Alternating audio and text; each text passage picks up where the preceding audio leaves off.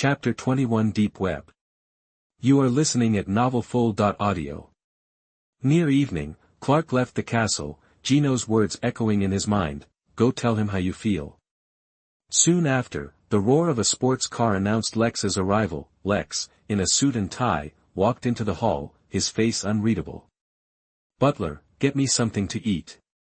As Lex instructed the housekeeper, he glanced at Geno, who was sprawled on the sofa. Lex rolled his eyes. "So, genius brother, who won the bet?" Geno narrowed his eyes. "Technically, I did." He stood up, grabbed a bun from the table, and popped it into his mouth. "The Kents didn't return the car." Lex thought for a moment, then guessed Geno's scheme. He stared at the grinning Geno. "Oh. You played on Clark's pride." Others might not know it, but Lex understood Jonathan Kent's stubbornness. They hadn't given them an inch on the riverbank. If you wanted the Kents to take back the car, the only way was to get to Clark. Geno sighed. "Yep. He even had a fight with his dad over it. But hey, as long as the result is good, right?" Lex paused, then shook his head. "Maybe you'd be better at running the family and becoming a proper heir than I am." He pulled a note from his pocket and handed it to Geno. "What's this?" Geno took the note, his blue eyes full of anticipation. Lex rolled his eyes again. "It's a link to a killer-for-hire website. Your reward for winning the bet." As Geno snatched the note with a grin, Lex frowned. "Just a word of warning, Geno. Don't do anything stupid. Especially, don't get caught." Geno shrugged, striking a sloppy U.S. Marine Corps salute. "Sir, yes sir." Without waiting for Lex's reply, Geno raced up the stairs, note in hand. Back in his room, he fired up the computer and typed the URL into the browser. A stark, minimalist interface appeared on the screen, two choices, starkly contrasting in black and red, scavenger or hirer. Geno clicked on hirer. The page refreshed, presenting a lengthy form, task type, assassination. Theft. Without hesitation, Geno selected theft. Describe the mission objective and transaction location in detail. Geno considered, then entered the address and described the necklace. Enter the task remuneration. The website will post it on the scavenger forum, taking 1% as a commission. Looking at the payment options, Geno frowned. After a moment, he set the reward at $50,000. Even though kryptonite was valuable, he didn't want to attract undue attention with too high a price. Too low, and no one would take the job. $50,000 felt right. After setting the price, the computer prompted him for payment details, giving him 5 minutes to complete the transfer. Geno pulled out his phone and, with a quick call, arranged for his bank to wire $50,000 to the designated account. 2 minutes later, the page refreshed, task posted. "Please wait." He went back to the main page and clicked on scavenger. He was curious what the killers were seeing. The page refreshed again, revealing something like an online forum. Tasks at the top were in bold, red letters. Geno scanned them, chuckling. Mission, assassinate Lord Eagle Sauce. Target bounty, $10 million. $10 million to take out a lord. Geno whistled. Is that all his life's worth? Then, thinking about how the lords were just corporate puppets, 10 million seemed like too much. "This mission's just to piss off America," Geno concluded, gleefully. The killer comments below widened his grin. Anonymous A, seriously, the guy who posted this has gotta be Arab. Anonymous B, I hope someone takes this job and silences that blowhard on TV. Geno scrolled down, finding a variety of tasks. There was $500,000 to assassinate my damn 80-year-old husband. 200,000 for information on Amos to company's trade secrets. The scavenger forum was a vivid display of human depravity. These were the innocuous tasks. The truly terrifying ones left Geno speechless. Well, evil and nobility were always two sides of the same coin. They were the extremes. Who knows when someone will take over your task? Geno turned off the computer and went to sleep. Elsewhere, in a rundown hotel room in the city, gun parts littered the floor, and a mountain of empty pizza boxes indicated a long-term resident. Empty wine bottle suggested a fondness for alcohol. An unshaven middle-aged man stroked his chin, absently scrolling through the scavenger website. He held a wine bottle in one hand, taking occasional swigs. Huh. Snatch a necklace from a girl to get revenge on some kid who doesn't love you? He chuckled and yelled, Slade, you won't believe this. Grab a necklace and get 50 grand. Behind him, a tall figure sat on the bed, loading bullets into a magazine. A low voice came from the shadows. Too little. Waste of time. The figure stood. He walked into the light, revealing a scarred body and a mask covering his right eye. His assistant said, What were you doing at 16? Crushing on some girl in high school. The man picked up 2 samurai swords from the floor and wiped the blades clean. He stared at the cold, reflecting steel. Holly, I was in the army, killing people. His name was Lex, and he was also known as Deathstroke. Chapter 22 Dutiful Daughter Thalia. You are listening at NovelFull.audio. Calm and aloof, the island sat on the endless sea. Rough waves crashed against the jagged rocks surrounding it. This was a massive island, dotted with towering structures resembling houses from China's medieval Tang dynasty. Before dawn, hordes of guys in black samurai outfits began their grueling training, brandishing razor-sharp blades, and in the island's tallest building, in a darkened room, several samurai swords hung silently on the wall, adding a touch of grim formality to the space. Whoosh, whoosh, whoosh, whoosh. The sound of running water echoed in the bathroom. Behind a gauzy curtain, a lithe figure was washing. Water cascaded down her smooth collarbone and splashed into the tub below, creating tiny ripples. Click. As if finishing her morning shower, the woman turned off the water, drew back the curtain, and stepped gracefully from the tub, her shapely legs long, toned, and flawless. Her tiny toes were painted with black nail polish. They tapped lightly on the expensive carpet. Miss, a maid waiting outside the bathroom said, handing over a heated towel. She glanced at the woman's smooth, tight back and couldn't help but admire the unfairness of it all. It seemed everything good and perfect had been lavished on this one woman. The woman ran a hand over her breasts, her red lips parting slightly. Her voice was low, elegant, and edged with authority. Where's Dad?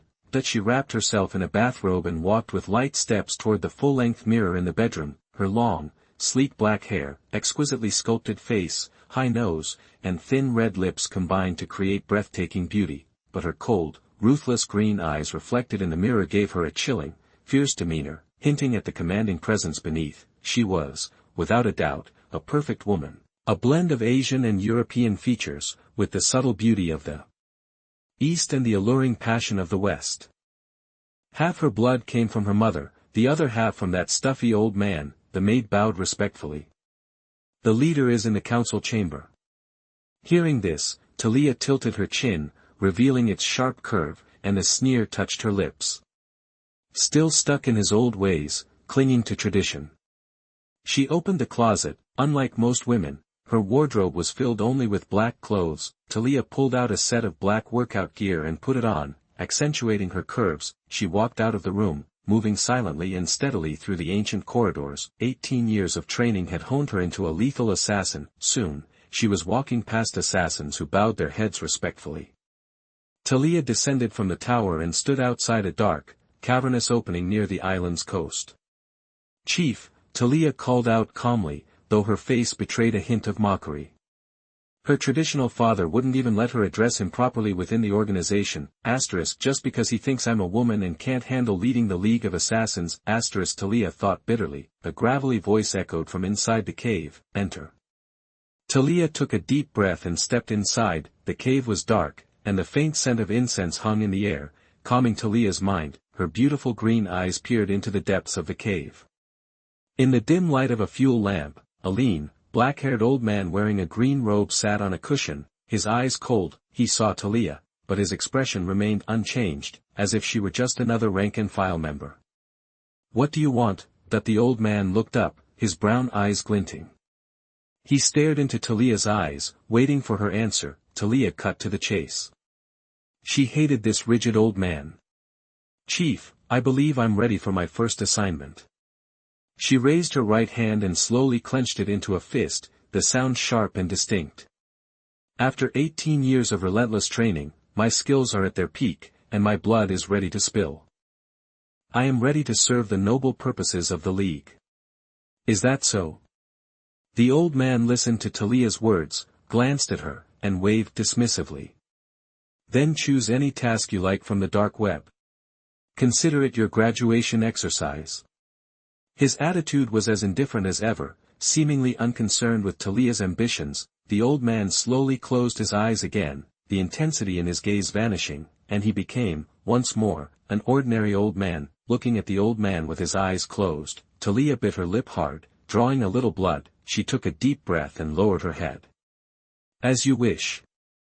With that, she turned and left, her hurried pace revealing her foul mood. Thalia returned to her quarters. The moment she closed the door gently, her face contorted with rage.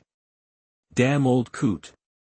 Thalia roared, grabbing the katana from the table and slashing at the furniture, venting her fury. He was her father, and yet he had never acknowledged her, simply because she was a woman. Ra's al Ghul, that ancient dinosaur, had decided she wasn't fit to lead the League of Assassins. Yes, this island was the infamous headquarters of the League of Assassins. From the fall of Rome to countless other pivotal historical events, the League of Assassins had been pulling the strings, and Thalia al Ghul was the daughter of Ra's al Ghul, the League's supreme leader, but this identity had never brought Thalia pride. Her father had never treated her as family, but as a stranger. Humph. Thalia took a deep breath, her chest rising and falling. Oh, I will have the League of Assassins, sooner or later, Ra's al Ghul. Just you wait. The burning conviction in her heart helped her regain control. She strode to the computer, staring at the screen with cold determination. Thalia decided to start with a simple assignment. I need something easy to sink my teeth into. Thalia moved the mouse, and soon, the cursor hovered over a post. Retrieve the gem necklace from Lana Lang, a freshman at Smallville High School in Kansas, and deposit it under the third large locust tree in the town cemetery. A necklace? Thalia arched a brow and a smirk played on her lips. A teenage revenge fantasy. Thalia clicked to confirm. This should be amusing. Thalia's eyes were haughty, her leg crossed, thighs subtly swaying. Deep down, she was looking forward to some mindless fun. I'll take it. Chapter 23 Strange Guy. You are listening at novelfull.audio. Saturday is the best day of the week for most office workers and students, but for the folks at Jojo Lyofu News who have to work overtime, Saturday is pure torture, and today was also special for the whole town. The weekly trade market was open, where farmers and craftspeople came to sell their goods. Stalls were packed in, overflowing with produce, and clever vendors were pushing carts loaded with drinks and snacks. Gino, dressed in a white short-sleeved shirt, strolled through the crowd. With Chloe and little Black Pete. It's so lively here, Chloe said, snapping photos of kids running around. Yeah, it's got character, Gino replied absently, tapping at his phone screen. He was staring at an anonymous email from the scavenger website. It was simple, the delivery guy is on his way. The killer had launched. Just then, Peter spotted someone he knew. Hey, that's Clark's stand. Gino looked over to where Peter was pointing. Jonathan and his wife were standing at a vegetable stall not far away. Clark, looking grim, was unloading boxes from his family's old pickup. Gino chuckled, seeing Clark's sour face. His little pep talk the other day didn't seem to have made a dent. But hey, teenagers are rebels. Whether he takes my advice or not, it's Clark's call. Wanna go say hi? Chloe asked cautiously, glancing at Gino. He caught her look, smiled, and patted her shoulder, then picked out a bright red apple from the vendor's display. Nah. Mr. Jonathan's not exactly a fan. Gino shook his head. He wasn't a psycho like Lex, who'd run up to people who hated him. Hey, those are my apples. The vendor protested, watching his best apple get snatched. Gino tossed $100 bill onto the stall. The vendor's grumbling instantly turned to a smile. How many more, young man? Wrap up the rest. I'll take them all. These apples are pretty sweet. Lex might like one. The three stopped by the fruit stand. A cold voice cut through the air behind them. Move. Geno stepped aside, and a skinny young man with hair hanging over his eyes hurried past, carrying a worn canvas bag. As he went by, the man shot Geno a look of pure loathing. It was quick, but Geno noticed the hateful glint in his eyes, waving away the weird vibe the guy left behind. Geno frowned, looking at Peter and Chloe. Who was that he didn't remember ever crossing the guy? What was with that look? Did he think he was Mr. High and Mighty? He'll be sorry, and in school, except for Whitney and who asked for it, he never abused his position. Chloe watched the guy go with a strange look, then shrugged. That's Gray Ted. The town weirdo. Yeah, Peter chimed in mysteriously. I was in elementary school with him. He's been obsessed with bugs since he was a little kid. Total loner, Chloe added, shaking her head. Before you showed up, Whitney's crew used to pick on him all the time. Definitely strange, Geno agreed, eyes on the canvas bag the guy was carrying. Something about it gave him the creeps. Geno spent the rest of the day hanging out with Chloe at the market. By the time they got back to the castle, the sun was setting. Geno walked in to find Lex sitting on the sofa, looking stressed, with a stack of documents on the table. Rough day, Geno asked the maid for a glass of milk and took a sip. He sat down next to Lex and clapped him on the shoulder. What's up? Let me see. He grabbed the papers and scanned them, then burst out laughing. The annual financial report shows a 20% loss. Looks like Dad's gonna be firing you soon. I know, Lex said, rolling his eyes. But I don't want to lay anyone off. Those people have been at Luthor Enterprises for over 10 years. They won't find new jobs easily. Geno raised his eyebrows, looking at Lex like he was seeing him for the first time. Since when did you get soft? He joked. Of course, it was a joke. His brother had a good heart, he just usually kept it hidden. Still, you better watch out for Dad. If he finds out you're not planning layoffs. Geno shrugged, giving Lex a knowing look. Their father, Lionel, didn't believe in kindness. Greed was in his blood. Lex's expression darkened, the light reflecting off his bald head. I know. Got it. Lana hung up the phone with her boyfriend and opened her door. It was late, and she was ready for bed. Lana, in light blue pajamas, stepped out, the gown swaying to reveal a pair of long legs. Her tan skin gave her a healthy glow. No wonder she was the dream girl for so many guys at Smallville High. Americans preferred tan skin, unlike the pink and white skin Eastern cultures favor. Her room had a cartoon theme, and a small, neatly wrapped box sat on the sheets of a pink cartoon cat bed. What's this? Lana walked over, curious. She didn't know where the box came from. Maybe it was a surprise Whitney left for her. Thinking to herself, Lana opened the box. In an instant, a swarm of beautiful, colorful butterflies fluttered out, filling the room. Lana's face lit up, a smile spreading across her face. Wow, this is so pretty.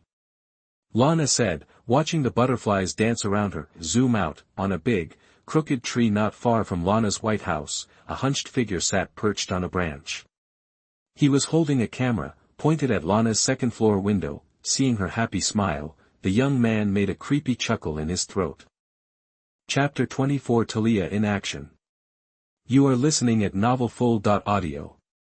The night was falling, and a cold wind whipped through the air. Deep in the dark, quiet forest, a few insects rustled through the leaves, high up on the thick, gnarled trunk of a twisted tree. Let me get a good look at you, beautiful Lana, my goddess, my favorite.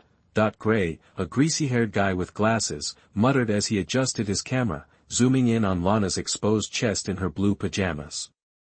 That damn Geno messed with you, but don't worry, I'll make him pay. Oh, Lana, Lana. Gray said, entranced as he reached into his pants pocket, but just as he was about to start his nightly ritual, Lana turned off the lights in her room. Snap, the second floor of the villa plunged into darkness and silence. Oh, crap, Gray cursed, withdrawing his hand. Guess I'll head back. Before he could finish the thought, he heard a sharp whoosh behind him. Thwack, a dart carrying a sleeping potion hit Gray squarely in the neck. He went limp, collapsing to the ground like a lifeless koala. Thud. The short, pathetic gray lay in the forest like a dead dog, his cheek pressed against the cold, wet leaves. Shoo-shoo.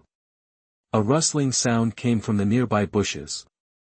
A pair of light, silent black ninja boots stepped onto the grass, bathed in moonlight. The beautiful Thalia stood still in the dense forest, her green manicured hands rested on her waist, and her long, shapely legs were encased in tight black pants, giving her a commanding presence. Tonight, she was out of the Alcatraz get-up.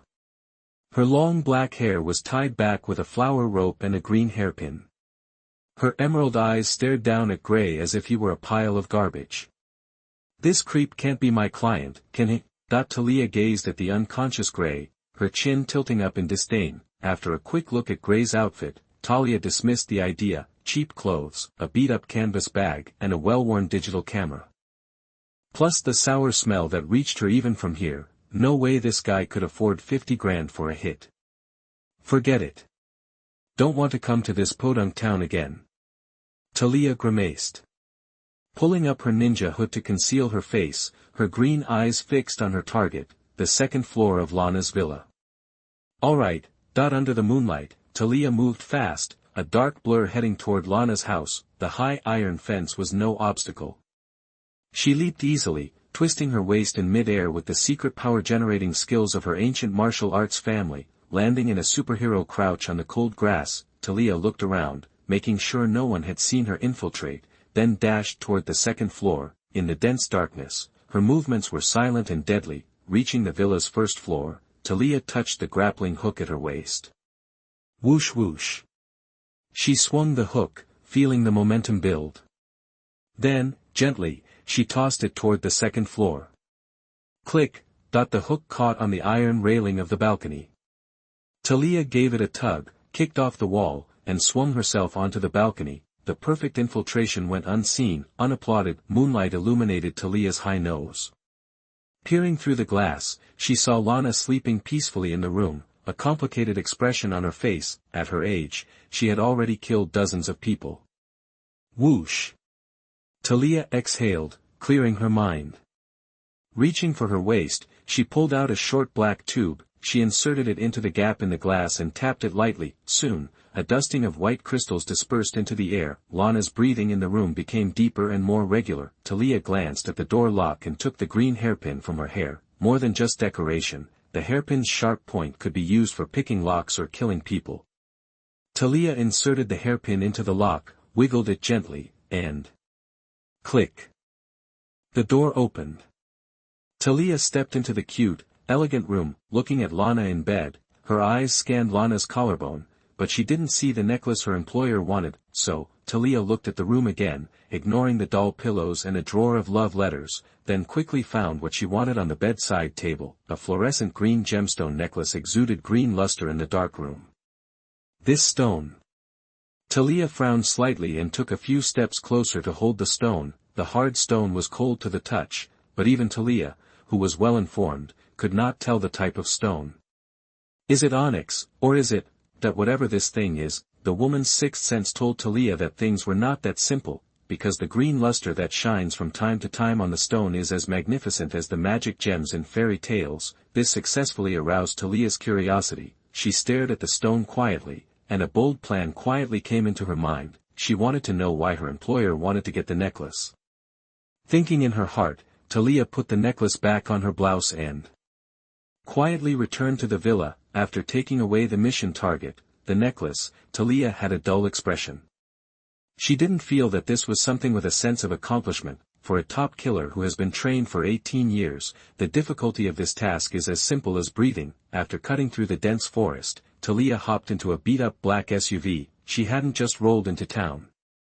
She had made all the necessary preparations. Thalia started the engine, drove to the town cemetery, and found the third big locust tree at the entrance. Bury the necklace under the big locust tree. Thalia took out her phone, logged onto the website, and sent a delivery confirmation to her client. Then she got back in the car. She drove farther away and then headed back the same way. The woman hid herself behind a bush and used the breath-holding technique of the League of Assassins to control the body's heartbeat and breathing.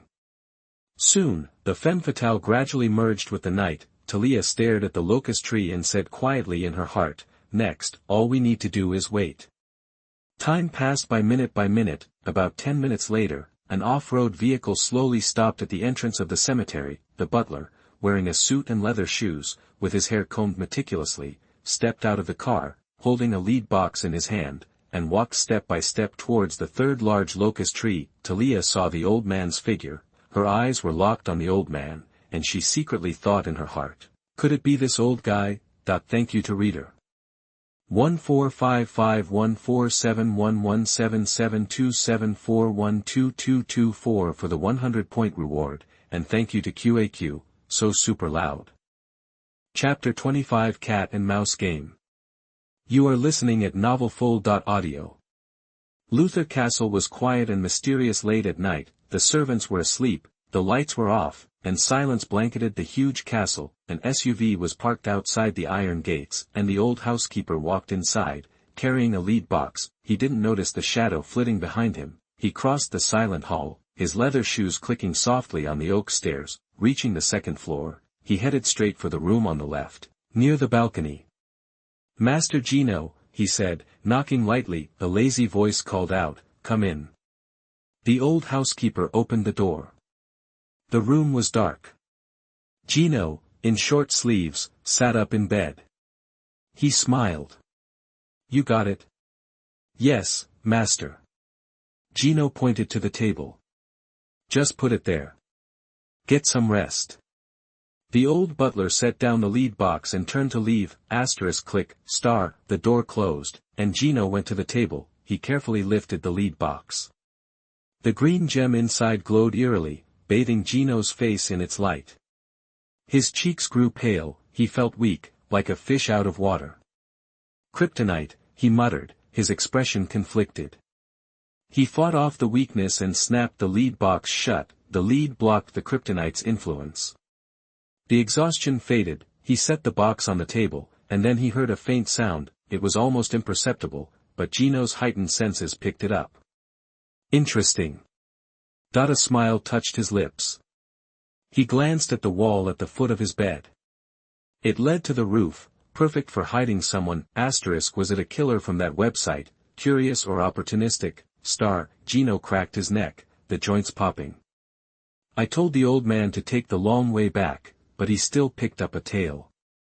Calmly, Geno moved toward the wall, closer and closer. He took a deep breath and held it. He focused, he tilted his head, closed his eyes, he breathed, and as his mind went quiet, the world seemed to pause. The sound of the wind filled his ears. Then he heard it, the cold night wind whistling through the cracks in the glass, Lex snoring like a chainsaw next door. Downstairs, in the maids' quarters, some of them were whispering about their future husbands, and then, beneath all that, a slow, steady heartbeat. Its owner was on the other side of the wall. Bingo! Knowing he was being watched, Geno smiled. He made a fist, then tapped his knuckles against the cold wall. Tap, tap, tap. The sound echoed. He heard the heartbeat quicken, then steady itself. The other party didn't realize he'd been made. Confident killer, he chuckled to himself, then knocked on the wall again and sang in a sing-song voice, little pig, let me come in. Little pig, let me come in." Outside, the cold wind whipped around Thalia as she listened. She knew the Luthor family crest on the castle, that's from The Three Little Pigs, she remembered. Her mom had told her that story when she was a kid. Her eyes flashed with disdain. A smirk touched her lips. The Luthor heir is a freakin' fairy tale nut. Disappointment mixed with the realization of the voice again. "You took the hair on your chinny chin and swore to never open the door." Thalia stayed silent, marking the youngest Luthor as an idiot. The voice went quiet, then dropped even lower. "Then I'll huff. And I'll puff. And I'll blow your house down." She heard a hint of menace in the voice. What the hell is he doing? Is he psycho? She frowned, lost in thought. She had no idea she'd been spotted. She had the best breath control and hiding techniques in the world, but then, bang, the thick cement wall exploded inward. A fist had punched a hole the size of a bowl. What? Thalia stared, dumbfounded, did my eyes deceive me? Stared at a fist tearing through concrete. She saw the arm twist, then the hand slice downward, like a blade through butter, asterisk crash, the cement wall crumbled, a half-meter wide hole appeared, before Thalia could react. Snap, a face appeared in the hole, it was slightly eerie in the pitch black, the head tilted to the side. Blue eyes stared coldly at her, and a voice said, "Here's Johnny." Despite her training, the seasoned assassin screamed, "Thalia Al Ghul's negative emotion +5, +5, boom, Geno shoved, and the wall collapsed, the noise jolted the rest of the castle awake, lights flickered on, voices echoed, a tall, muscular figure loomed over her, his handsome face was mocking, he stared at the green-eyed woman, and his first words were, "Hello, little pig." Damn it. Thalia stared at Geno's strength, but made a plan. I gotta faint and run. She had seen what he could do to cement. She was outmatched, she pulled 2 daggers from her sleeves, whoosh, she lunged, aiming for his throat and heart, but he just stood there, not even flinching, as she closed the distance, she leaped, landing lightly on the edge of the roof. Using the force of her landing, she jumped, the wind screamed in her ears, she looked at Geno, pursed her lips, stared at him like he was an idiot, and said, "Idiot." P.S. Homage to The Shining. Chapter 26 Can You Run Away? You are listening at NovelFull.audio. Mid-air, Thalia smirked, green eyes sparkling with sarcasm, so what if Geno could crush concrete with his bare hands? She was thrilled she'd escaped. Geno watched as she leaped from the castle, several feet above the ground, she flipped like a gymnast, landing perfectly, snap, arms out for balance, she glanced up at the expressionless blonde boy on the rooftop, the Luthor family's golden boy, she thought, filing it away, ha. Thalia scoffed, wind whipping strands of hair across her face, she smoothed them back with slender fingers, then dipped into an elegant bow, like an actress taking a curtain call. Goodbye, losers. Thalia wasn't sticking around. More people were gathering, the castle waking up, she locked eyes with Geno one last time, as if memorizing his face, then, without hesitation, she bolted toward the woods, using Assassin League techniques to boost her speed with every breath, running faster than any track star. Meanwhile, Lex burst through Geno's door, a rapier in one hand and an American-style katana in the other. "Geno! What the hell happened?" Lex roared, rushing to Geno's side, bald head gleaming, eyes blazing, scanning the trashed room. He visibly relaxed when he saw Geno safe on the roof, the frantic look faded, replaced by his usual calm arrogance. Lex, rapier in hand, stood next to Geno and smirked. "What's got you all riled up, little bro?" Geno stared at the fading figure disappearing into the night, the system dinged points for that one. She must be a real villain, Geno's eyes narrowed. Opportunity to rack up points. "Fear is my weapon, he solidified his plan, shaking his head and saying, "Just a curious cat wandered onto my balcony." Keep squeezing fear and despair out of her until she's worthless, then toss her aside. Just like Dad's trainer taught me, maximize every asset, Ha. Lex tossed aside the rapier, glaring at the retreating figure. Murder flashed in his eyes. Turning to Geno, he said, "Tell me the bounty. I'll handle it." He wanted to hurt Geno, and Lex would use his wealth to send this assassin to hell. No. Geno refused, cold, under Lex's stare. Geno stepped onto the balcony railing, his tone brooking no argument. "I'll take care of it myself." Seriously, the next second, he leaped, his tall frame plunged through the night air, the wind shrieked around him, easily sliced by his steel-hardened body, boom, he hit the ground hard, sending up a cloud of dust, the earth seemed to groan. As the dust settled, 2 deep craters marked the once smooth lawn. It looked like a tank, not a person, had fallen. Several servants watched, flashlights trained on the scene, eyes wide with disbelief. "Oh my God, the young master just jumped from the 2nd floor. Those craters. I'd believe you if you told me a missile hit, but that's just one person. Is he Jesus?" Ignoring the commotion, Geno knew Lex would shut them up. Now, he just had to catch that woman and execute his plan.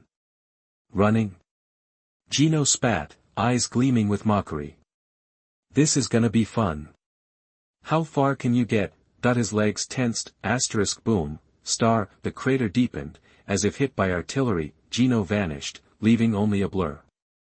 Flowers and grass swayed in his wake, showing the path of something terrifyingly fast. In the woods, Thalia ran, catching her breath, replaying the night. What was so weird about that stone, that she wondered, dodging trees? And when did the Luthors get a monster like that? As she thought, boom, .2 deafening explosions echoed behind her. What was that? Thalia frowned, turning. For a split second, a figure flashed past, like a ghost. What? Thalia gasped. She thought she'd seen someone. No way, she muttered, it's just my eyes. Maybe she was too tense. She adjusted her breathing. Thalia stretched her neck like a swan. Aha! Before she could turn, the sound of rushing wind filled her ears. Snap, a huge hand clamped around her neck, yanking her like garbage. The force sent her flying like a football. Bang, she slammed into an old tree, branches swaying, leaves falling. A disturbed raven screeched and flew into the night, adding to the silence. Ack! Thalia crumpled to the cold ground, her insides burned, twisted. Her face contorted, lips pale, a trickle of blood escaping the corner of her mouth. That hurt like hell. A playful voice echoed nearby. What? You take a bow and run before the judges score. Unprofessional. Holding back the urge to vomit blood, Thalia looked up, her eyes burning with hatred. In the moonlight, Geno leaned against a tree, a sarcastic smile on his face, his eyes as cold as ice. You've got some nerve. Chapter 27 Honey Trap. You are listening at novelfull.audio. Death. What a chilling word. It's the end of the body, the end of life, the final curtain. It inspires awe and fear, a bogeyman for the rich and powerful, a scythe that swings equally for everyone. Thalia always felt death was distant, until tonight. Watching the boy approach, the specter of death felt terrifyingly close. What kind of monster are you? Thalia spat blood, pushing herself up, one arm pressed to her side, her body burned with pain. Calmly, she palmed a small dark green bottle from her tool belt. The born actress feigned weakness, enduring the pain, eyes locked on Geno. Monster, Geno smirked, approaching her. Nah, I'm just a guy. A guy? Thalia's face hardened, her expression darkening. Could an ordinary person close hundreds of meters in seconds? Was that even humanly possible? So, how do you want to go? Geno shrugged, indifferent. Head smashed. Neck broken. I'd suggest the latter. Makes for a prettier corpse. Geno sounded like a cartoon villain, stalling for time to rack up Thalia's points. He was sure she couldn't escape his grasp. Choose. Thalia's eyes steeled. She met Geno's gaze, then crushed the vial in her hand. Bang, the green potion exploded, releasing a subtle sulfur scent. Geno frowned, watching Thalia. Her injuries were healing rapidly, her pale skin flushed, her energy surged. Interesting. A healing potion? Geno wasn't surprised. She was a point-generating villain. She'd have tricks up her sleeve. Then, Thalia attacked. The hook at her waist shot out like a striking snake, steel claws aimed for Geno's eyes. It happened in a flash. Thalia doubted he could react, but a hand casually snagged the hook. You think this will beat me? Geno sneered, tugging the hook's rope. Boom, the force yanked Thalia forward, sending her stumbling toward Geno. Damn it, she panicked, dropping the rope, falling awkwardly into the forest. Bang, bang, bang, hands over her head, she tumbled until she slammed against a tree. Negative emotions from Thalia +10, +10. If I were you, I'd run, not fight. Geno walked to her, grabbing her neck. Her fighting style showed a strong, aggressive personality, but also a lack of real life or death experience. Batman would have retreated at the first sign of trouble. studied Gino's fighting style, even his strengths, then re-engaged. That was a difference in fighting philosophy. This killer was too green, the points from her totaled 900, a good haul. Gah! Thalia gasped, fear gripping her as she looked into those cold, blue eyes. His hearing was superb, his speed terrifying, his reflexes top-notch. How could she beat someone like that? A voice urged her to quit, but Lei Xiaogu's sneering face flashed in her mind, reigniting her will to survive. Determination flickered in her eyes, replaced by a hint of shame and anger. As a trained member of the League of Assassins, Thalia would use a technique she knew but had never tried.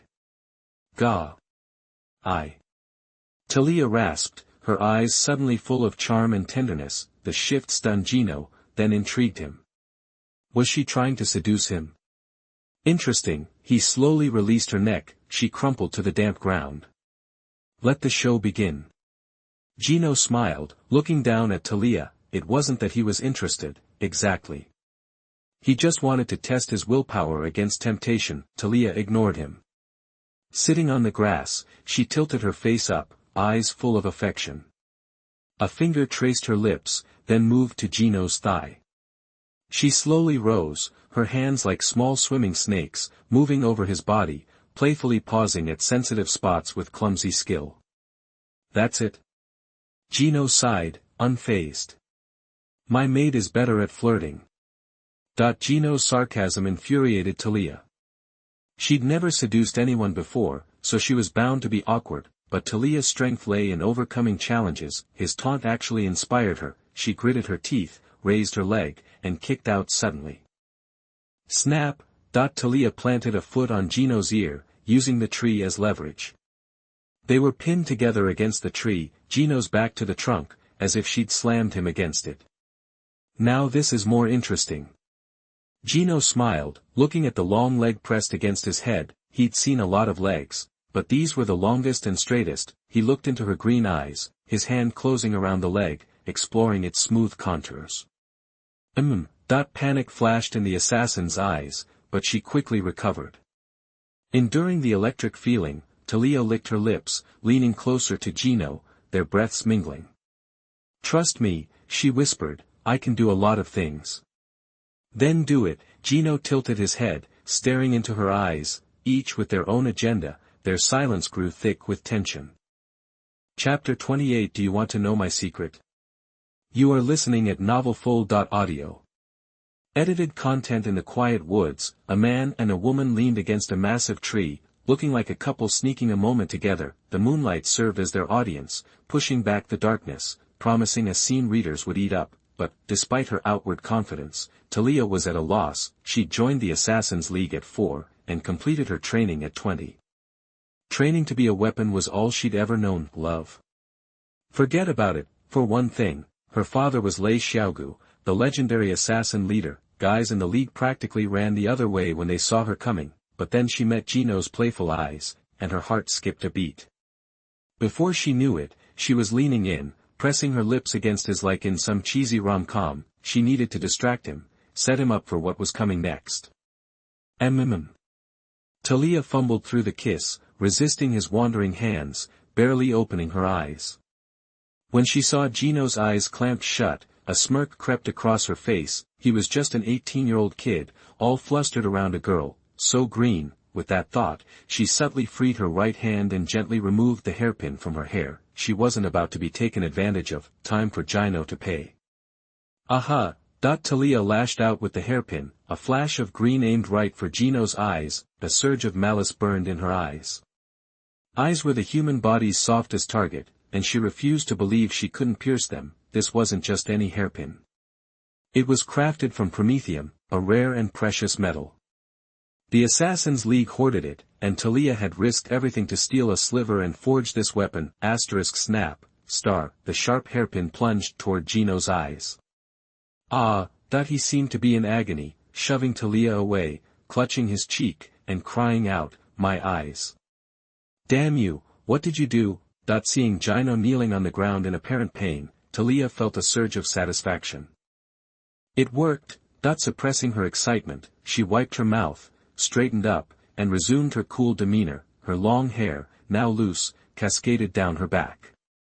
Thalia crossed her arms and stalked towards Gino like a queen surveying her domain. Humph. She glared at him, remembering his touch, the way he'd pawed at her. Disgust churned within her, a strange heat flared in her again. She pursed her lips, fighting it down, then sneered, raised her left leg, and planted her foot on Gino's shoulder. You know where you went wrong, kid? What did I do wrong? Gino asked, his voice trembling with pain. You shouldn't have talked to a woman like that. Thalia's expression hardened, her green eyes boring into him as she pressed down harder on his shoulder, except, the feeling was, wrong. Like stepping on a chunk of steel. Now, you can die. Thalia held the hairpin to his head, as if debating where to start to satiate her revenge. But first, tell me why you want that stone. She leaned in, driven by a desperate need to know the truth. After all, this whole mess started because of that stone, she had to know. That stone. Gino's voice was low, muffled as he kept his head down. Thalia couldn't see his expression, couldn't quite hear what he was saying. She frowned, wary of a sudden attack, and leaned closer. What about that stone? Gino, still covering his face, spoke slowly, the secret, of that stone. Then, just as Thalia strained to hear, he snapped his head up, his blonde hair flew back, revealing a handsome face, and as Gino lowered his hands, a perfectly unharmed cheek came into view. That cold smile, those knowing eyes, froze Thalia like a deer in headlights. No.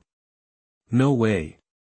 She couldn't process what she was seeing. Shock, disbelief, horror. The eye socket that should have been pierced was perfectly fine, not even a scratch. When she saw the mocking grin on his face as he stood up, it finally hit her.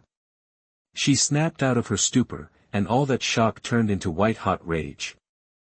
He'd been playing her the whole time.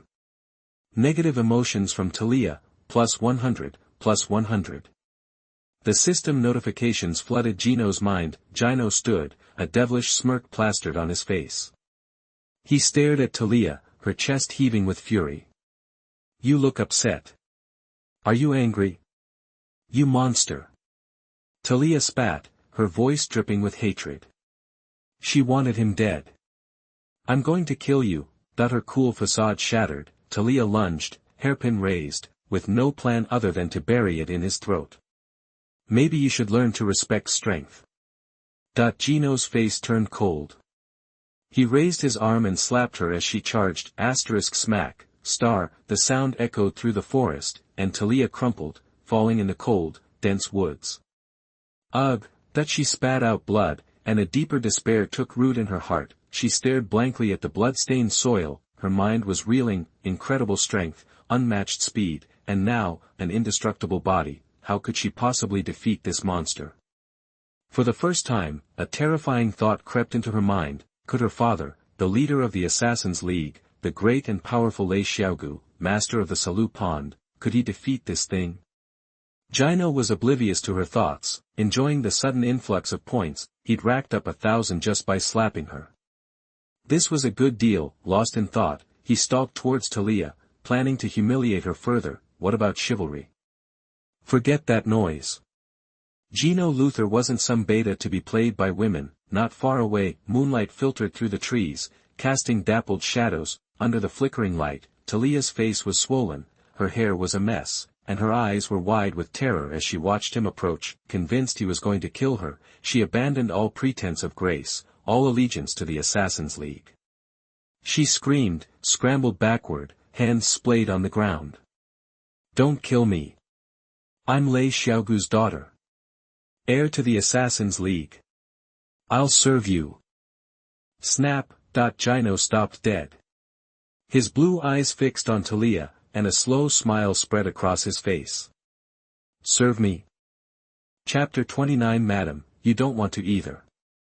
You are listening at novelfull.audio. In the thick of the woods, Gino stood, lost in thought, facing Thalia. Her name felt familiar.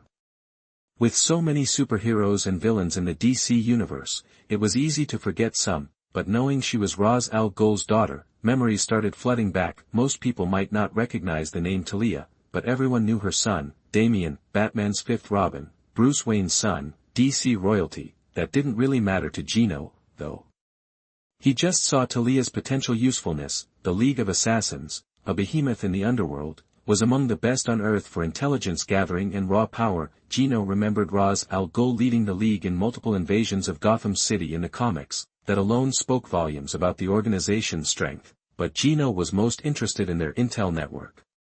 He could definitely leverage it to find more supervillains ripe for plundering points. Controlling Thalia meant having the League's entire information web at his fingertips, provided he could keep her in line. Geno eyed her warily. This was no ordinary woman. Ambitious, eager to overthrow her father and prove herself, she was a textbook case of daddy issues. Betrayal was practically her middle name. To get her working for him, he'd need leverage, something to keep her in check. Like a wild stallion, you needed a bit, reins, and a whip to guide it where you wanted. Not unlike dealing with a desperate, middle-aged guy. Different strokes, similar goals. But he worried she wouldn't be restrained and become unscrupulous. So, how could he control her, squash any ideas she had? Geno's gaze swept over Thalia's figure. Her night clothes were torn, offering glimpses of what lay beneath. An idea began to form in his mind. I might be able to let you live, but I have a condition. Geno said calmly. What is it? Thalia asked, relieved. It seemed she might get out of this alive. Simple. To ensure your loyalty, I need something to hold over you. He said, watching fear dawn in her eyes. A killer like you probably has a camera handy, right? A camera? Thalia clenched her fists, a terrible feeling growing inside as she met Geno's intense gaze. His expression was calm, but his tone brooked no argument. Answer me. Gritting her teeth, Thalia replied, yes. I have one in my car. It was meant to record mission successes. Perfect. Take me to it. Midnight, a figure leaned against a Wrangler. Shashasha. Thalia, now dressed, felt the cold wind on her bare ankles as she glared at the tall figure in the distance. Geno played with the camera, smiling as he admired his handiwork. Ignoring her stare, he shook the camera and said with a grin, you have a really nice body. Hee hee. Thalia was so enraged by Geno's shamelessness that she laughed bitterly.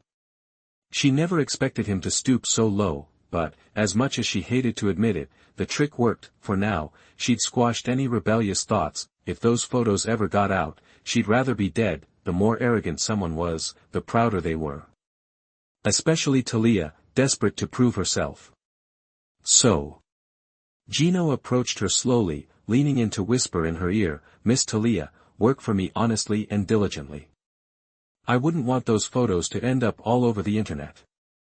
I'm sure plenty of people would enjoy seeing pictures of the League of Assassins leader's daughter. Shameless? Yes. Effective? Absolutely. Ugh. Thalia took a deep breath, fighting to control her rage. She looked up at Geno, almost spitting out the words, I will serve you. And you're the most shameless man I've ever met. She had no choice. For the sake of leading the League, she had to play along. Otherwise, she knew Ra's al Ghul would kill her without hesitation to save face. Thanks for the compliment. Geno didn't care about her opinion. This was a win-win. He'd not only silenced Thalia, but also planted a mole in the League of Assassins. The methods might be questionable, but they got the job done. In the adult world, there's no right or wrong, just results. Humph. Thalia turned away, unable to look at Geno's repulsive face. Cooperation established. He ignored her attitude, straightened up, grabbed her wrist, and pulled her to her feet. I hope we have a pleasant working relationship. One that would ruin her reputation if she stepped out of line. By the time Geno got back to the castle, the sky was turning gray. Thalia had sped off. Judging by the way she mashed the gas, she was not in a good mood. Geno looked at the ancient castle in the distance. In the still dark sky, the sun begins to rise. It had been a long night, Geno thought to himself, and started walking. Outside the castle, Lex stood, wearing pajamas, in front of the gate, looking expressionless. Geno walked towards him. He saw his brother's shoulders relax when he saw him, like a weight had been lifted. He was worried. The thought warmed him. Lex. Geno smiled and went back to his normal manner to greet Lex. Is it taken care of? Lex glanced at the camera in Geno's hand, paused, and decided not to ask. He trusted his brother to handle things. Yep, all done. Were you waiting long? Geno said, putting his arm around Lex's shoulders. He smiled and walked toward the castle with his brother. Inside, servants were already hard at work cleaning up the mess from the night before. From the holes in the castle wall to the ripped-up lawn, everything needed to be repaired and restored. As they walked, Geno noticed a change in the servants' attitudes. While they were respectful as always, there was a new fear in their eyes, fear of his inhuman power. Lex glanced at his brother, concerned. Geno, don't worry about it. Get some rest. The housekeeper prepared a room for you on the second floor. Geno shook his head. I'm not tired. You go on. They entered the living room. Geno let go of Lex, pointing at the bags under his eyes. You already have dark circles. You'll never find a wife looking like that. Lex scowled. The brat was teasing him again, but, after waiting all night, he was feeling tired, resisting the urge to doze off. Lex headed to his room, but just as Lex disappeared around the corner, Geno stopped him. Lex. Lex turned, looking confused. What's wrong? The blonde boy smiled brightly, staring at Lex with his big blue eyes, and said seriously, thank you. Lex smiled, shrugging. We're brothers, aren't we? Geno smiled too, genuinely happy. Yeah, we're brothers. Chapter 30 Gray #039, S Adventures. You are listening at NovelFull.audio. At the same time that Geno returned to his sprawling castle, staffed by a small army of servants, a figure stirred in the deserted woods. Ugh, my head. Gray groaned, clutching his neck as he struggled to his feet. After a moment of mental fog, panic spread across Gray's pimpled face. Why did I pass out? Where's my camera? Gray rubbed his sore eyes and frantically looked around, but the camera was nowhere to be found. Where'd it go? Gray was freaking out. If anyone saw what was on that camera, he'd be looking at jail time, and he'd be in deep trouble. He desperately wanted to find it, but the bright morning sky snapped him back to reality. A wave of fear washed over him. Crap. I slept all night. My mom's gonna kill me. His mind raced, but the fear of his mother outweighed his need to find the camera. Gray grabbed his backpack and bolted into the jungle. Pushing through the thick bushes, he burst out of the woods onto a familiar dirt road and found his beat-up green beetle. Vroom. Gray started the car and sped off toward home. Creek, star. He gently pushed open the white wooden door, cautiously poking his head inside. Through his reflective glasses, Gray spotted his mother sitting on the living room sofa. The TV was showing a clip of Lana laughing with her boyfriend. Bang. Star. Hearing the noise, Gray's mother, a slightly plump middle-aged woman, turned, her face like thunder as she glared at Gray cowering in the doorway. Is this how you spend your time now? Secretly filming girls without their permission? Seeing his secret exposed, Gray charged forward, snatched the tape from his mother's hand, and yelled, You have no right to go through my room. You're in no position to talk to me about rights, his mother snapped. Lana's aunt is a friend of mine. How am I supposed to face her after you pull something like this? That's your problem.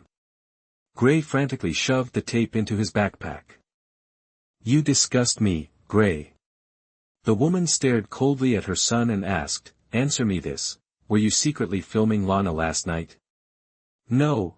Gray took a deep breath and met his mother's gaze. I was just out collecting bugs. His mother scoffed, her eyes filled with contempt. Another one of your disgusting habits, obsessing over those creepy crawlies. Bugs aren't disgusting. Gray shouted back, as if volume equaled reason. Whatever. Gray's mother took a deep breath, suppressing her disappointment and anger. In a cold tone, she said, I'm sending you to military school tomorrow, and those damn bugs you keep in the house are going to disappear, too. Hearing about military school didn't faze Gray, but the threat to his bugs sent him into a panic. My bugs?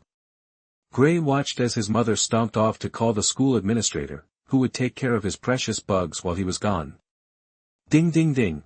Gray raced to his room on the second floor. He threw open the door. The first thing you saw was a room crammed with glass cabinets. Inside, countless bizarre-looking insects flapped their wings and crawled around. "They're so beautiful." Gray gazed at them with fascination. He went to a glass box and stared at the crickets inside. A few green stones mixed in the moist soil hit the outside of the glass box. "I have to get them to safety, these cute little guys." A dark determination settled in Gray's eyes. He grabbed a few jars and went to the window, looking down at his car. Vroom. The old car sputtered and coughed. Gray, wearing his glasses, had one hand on the steering wheel and the other holding a jar. "Don't worry, little ones, I'll get you to a safe place." Gray mumbled to himself. As he looked up, he saw a sharp curve in the road ahead. "Crap," he cursed, grabbing the steering wheel and swerving wildly. Crash. The glass jar, no longer secure, smashed against the car door. "Oh, hell." Several glowing green insects broke free, flapping their wings and jumping around the car. Some even bit Gray with their mandibles. "Stop it. Stop it." Gray wailed in terror. The insects were everywhere, blocking his view of the road. "No." In the dark night, a terrified scream echoed as the beetle veered off the road and slammed into a ditch. Bang.